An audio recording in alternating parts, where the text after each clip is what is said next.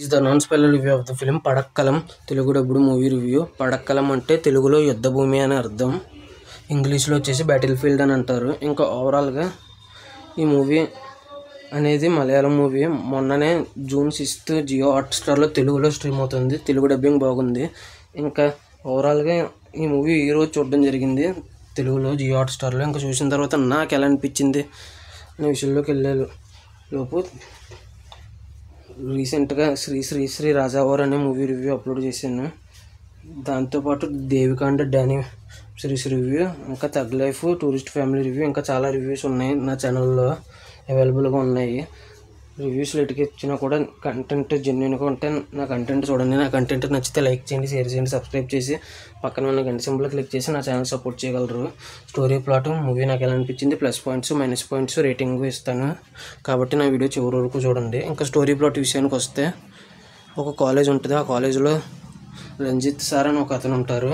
అతను ఒక ఇద్దరు వ్యక్తులని బాడీ కంట్రోల్ చేస్తూ ఉంటారు. అసలు బాడీ కంట్రోల్ ఎలా చేస్తూ ఉంటారు, ఆ ఇద్దరు వ్యక్తులు ఇతన్ని ఆ పని చేయకుండా ఆపడానికి ట్రై చేస్తారు.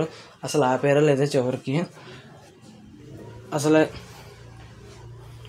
ఆ రంజిత్ సార్ అసలు అలాంటి పనులు ఎలా చేయగలుగుతున్నారు, ఏదైనా వస్తువు ఏదైనా ఉందా అనేది మిగతా స్టోరీ ప్లాట్. ఇంకా ఓవరాల్గా ఈ మూవీ చూసిన తర్వాత నాకు ఎలా అనిపించిందని విషయంలోకి వెళ్తే, నాకైతే బాగా నచ్చింది సినిమా. ఇంకా ప్లస్ పాయింట్స్ విషయానికి వెళ్ళిపోతే ప్లస్ పాయింట్స్, ఇంకా సినిమా 2 hours మాత్రమే రన్ టైము కాబట్టి పెద్ద ప్రాబ్లం ఏమి ఉండదు, 2 hours అయిపోద్ది. ఇంకా ఇంటర్వల్ ట్విస్ట్ ఒకటి బాగుంది. ఇంకా ఫస్ట్ హాఫ్లో 20 minutes తర్వాత ఒక 20 minutes పోర్షన్ ఉంటుంది. అది ఫుల్ ఫన్గా ఫుల్ కామెడీగా అనిపిస్తుంది. ఇంకా తర్వాత యాక్టర్స్ పెర్ఫార్మెన్స్ చాలా అంటే చాలా బాగా చేశారు.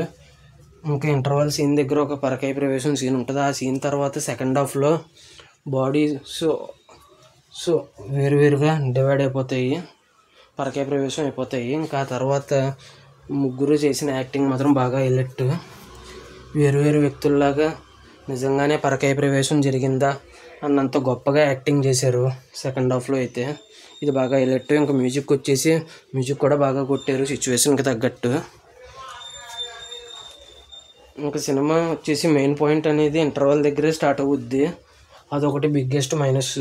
కానీ మెయిన్ పాయింట్ ఇంటర్వల్ వరకు రాలేదు. అయినా సరే ఫస్ట్ హాఫ్ ఫన్గానే తీసుకెళ్లారని అనిపించింది.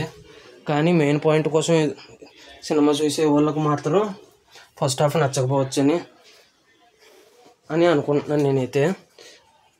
అంతేనండి. ఇంకా ఫైనల్గా ఈ మూవీకి వచ్చేసి నేను ఇవ్వబోయే రేటింగ్ వచ్చేసి 4.3 out of 5 అయితే ఇవ్వచ్చు అనిపించింది. ఇది నా ఒపీనియన్ మాత్రమే.